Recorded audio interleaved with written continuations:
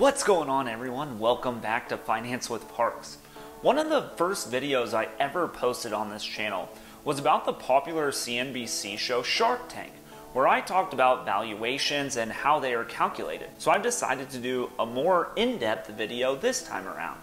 Today we will break down the show into two parts: most common questions asked by viewers, and then most common questions asked by sharks during the show. Before we get into the video though, if you are enjoying the content, please consider lightly tapping the like button below and also subscribing to the YouTube channel so you can follow along with financial topics similar to this one.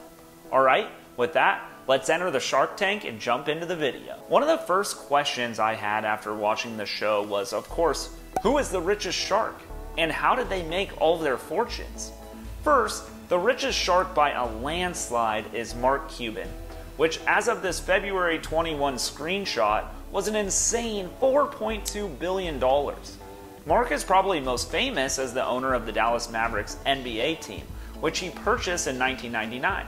But that's not how Mark made the majority of his money up front. His original business success was an online sports radio website titled Broadcom that he and his partner sold to Yahoo for $5.7 billion. Coming in second on the list is Mr. Wonderful himself, Kevin O'Leary. To be brutally honest, I had no idea how Kevin made his money or that he was the second richest shark until I had to look it up for this video.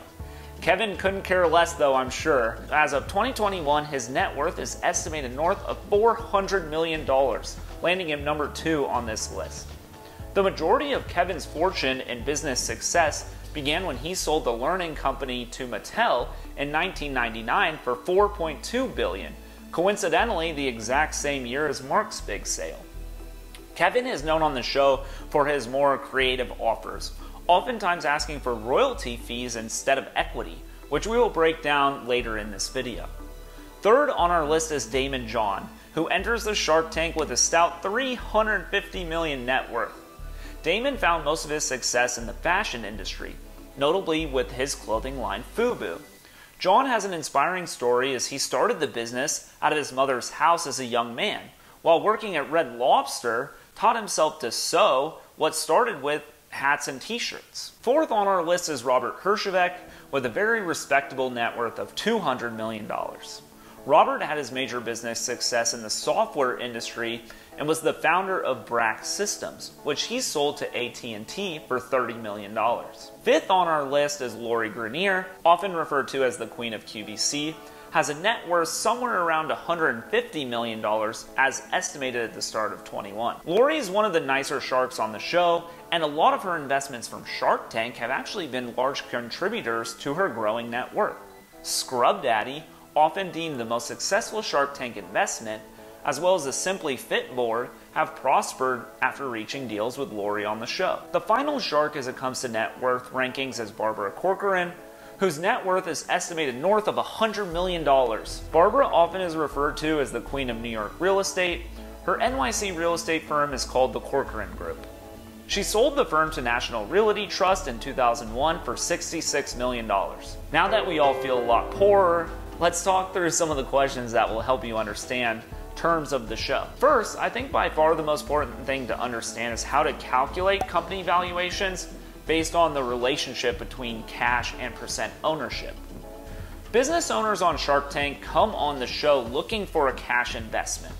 In exchange, are willing to give up percent ownership of their company. This then equates to a total company valuation, or in other terms, a judgment of what the company's worth. The easiest way to calculate this in your head is to divide 100 by the percentage offered and then multiply that by the cash requested. For example, I am seeking $100,000 in exchange for 10% of my company. The total evaluation would then be 100 divided by the 10%, or 10, and then 10 times $100,000 is $1 million valuation. This is obviously a great example with clean numbers, but the math is always the same regardless. Valuation becomes important during negotiations at the end before a deal is made because as sharks negotiate the percent ownership, the value of the business changes. In our example above, let's say Lori counteroffers and says, I'll make you a deal, I'll give you the $100,000, but I want 20% ownership in the company instead. Lori just cut the valuation in half, as she still is giving the same $100,000 but wants double the stake in the company, dropping it to $500,000 valuation. Now on to explaining royalties, which I mentioned is one of Kevin's favorite ways to structure a deal. Instead of asking for a major portion of the company in exchange for Mr. Wonderful's money, Kevin often suggests royalty deals. This is associated with a product normally, where Kevin will take a percentage of every unit sold until he gets his cash investment returned. For example, he offers a deal for the Squatty Potty with a 3% royalty, which would mean he is owed 3% of every Squatty Potty sold until he reached his initial cash offer, let's say $100,000. This can be beneficial for new companies, as he often asks for lower equity in return, so the CEOs of the businesses don't have to give up as much ownership. The final question I always had watching the show was surrounding the large concern about having a significant ownership percentage.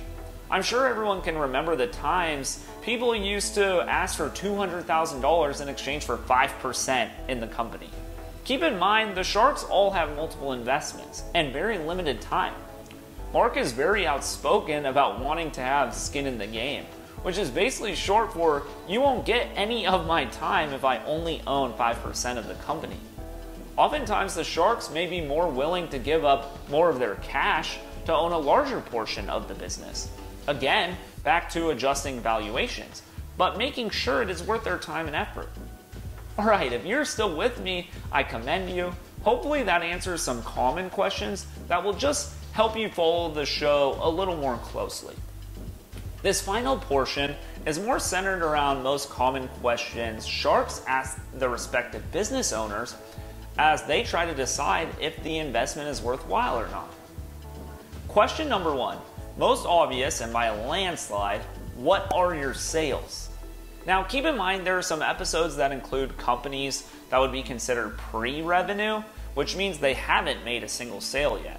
But I would say most companies on the show that are doing well are somewhere between $500,000 and $1 million in sales. Second, what are you going to do with the cash? What sounds like a simple question oftentimes is a make or break for the Sharks wanting to make a deal. Not only is it open-ended, but it provides a lot of insight to the Sharks about the overall strategy of the company and verifies that the owner's thought process is in the right place. With a lot of these startup companies, oftentimes the cash is used to help purchase inventory in bulk, which drives down cost, essentially like buying from Costco. Third most common question is, where are you selling? The avenues through which these businesses sell is extremely important. A lot of the companies are mainly focused on online sales, think Amazon, but there's always a mixture of people who sell in retail stores, think Walmart or Target. There's also the occasional brick and mortar store, which means they are creating their own storefront that you can go and physically visit.